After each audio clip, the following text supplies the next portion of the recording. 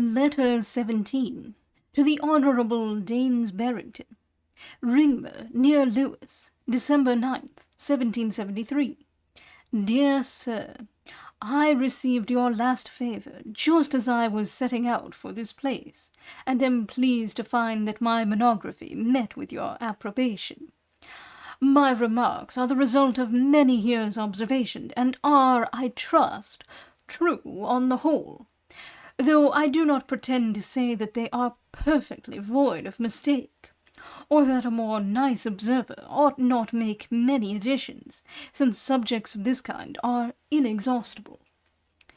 If you think my letter worthy the notice of your respectable society, you are at liberty to lay it before them, and they will consider it, I hope, as it was intended, as a humble attempt to promote a more minute inquiry into natural history, into the life and conversation of animals. Perhaps hereafter I may be induced to take the house swallow under consideration, and from that proceed to the rest of the British hirundines.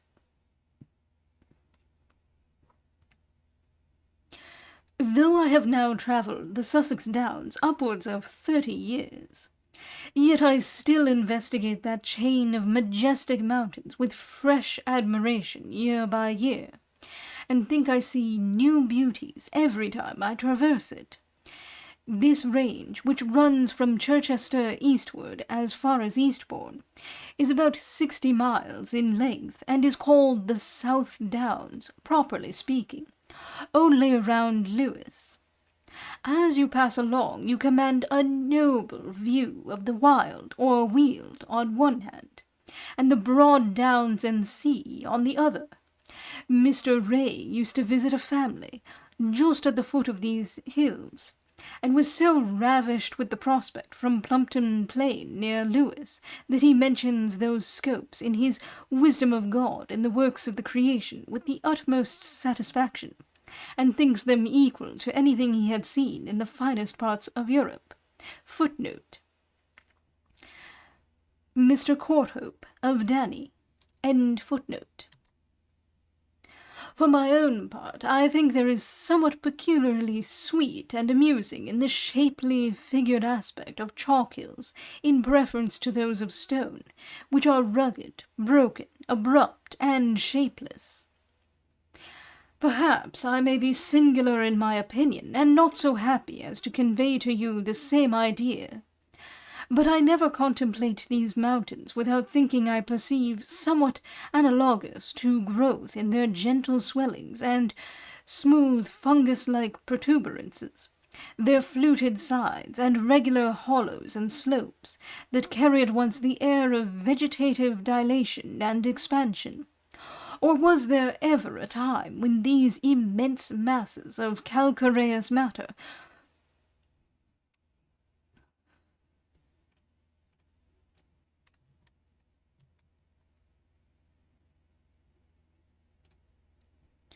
Or was there ever a time when these immense masses of calcareous matter were thrown into fermentation by some adventitious moisture, were raised and leavened into such shapes by some plastic power, and so made to swell and heave their broad backs into the sky, so much above the less animated clay of the wild below?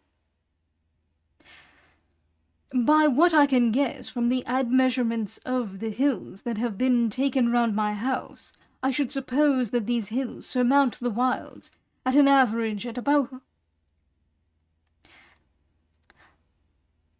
By what I can guess from the admeasurements of the hills that have been taken round my house, I should suppose that these hills surmount the wild at an average at about the rate of 500 feet.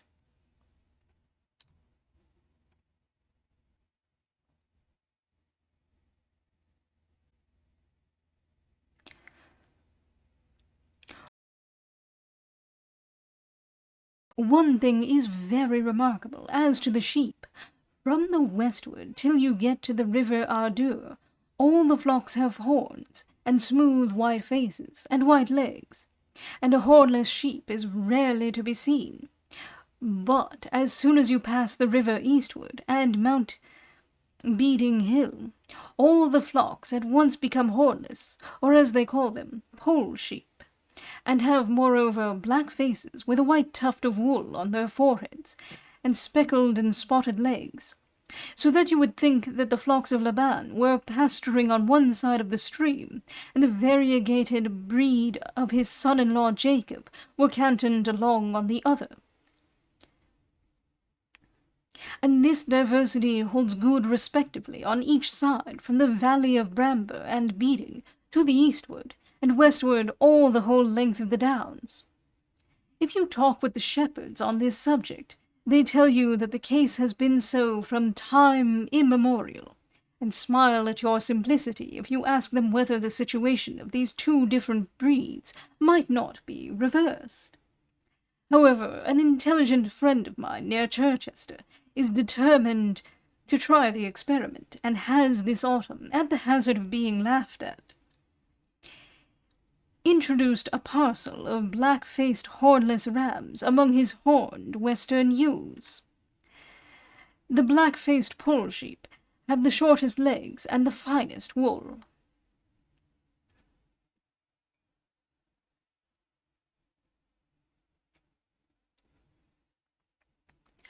As I had hardly ever before travelled these downs at so late a season of the year, I was determined to keep as sharp a lookout as possible, so near the southern coast, with respect to the summer short-winged birds of passage.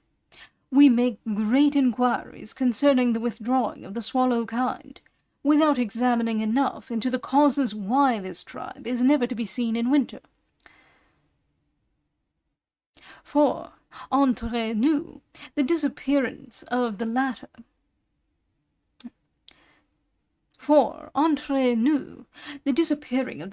is more marvellous than that of the former, and much more unaccountable. The Hirundines, if they please, are certainly capable of migration, and yet no doubt are often found in a torpid state. But redstarts, nightingales, white-throats, blackcaps, etc., etc.,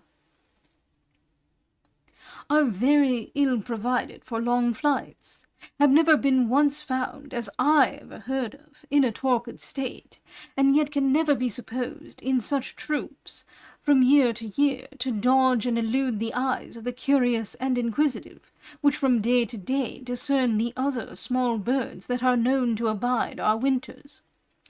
But notwithstanding all my care, I saw nothing like a summer bird of passage, and, what is more strange, not one wheatear, though they abound so in the autumn as to be a considerable perquisite to the shepherds that take them, and though many are to be seen, to my knowledge, all the winter through in many parts of the south of England. The most intelligent shepherds tell me that some few of these birds appear on the downs in March, and then withdraw to breed, probably in warrens and stone quarries. Now and then a nest is ploughed up in a fallow on the downs under a furrow, but it is thought a rarity.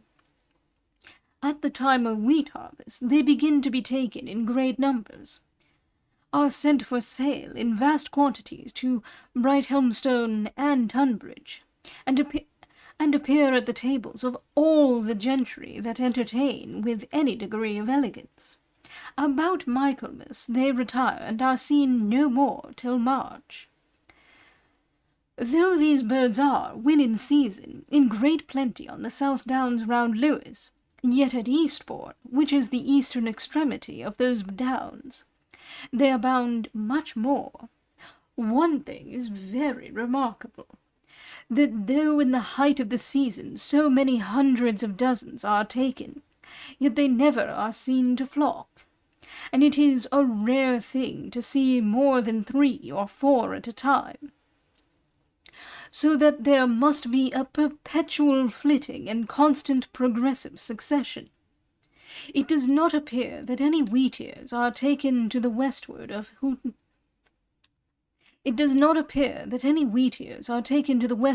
Houghton Bridge, which stands on the river Arun. I did not fail to look particularly after my new migration of ring ouzels, and to take notice whether they continued on the downs to this season of the year, as I had formerly remarked to them in the month of October, all the way from Chichester to Lewes, wherever there were any shrubs and covert. But not one bird of this sort came within my observation. I only saw a few larks and whinchats, some rooks, and several kites and buzzards.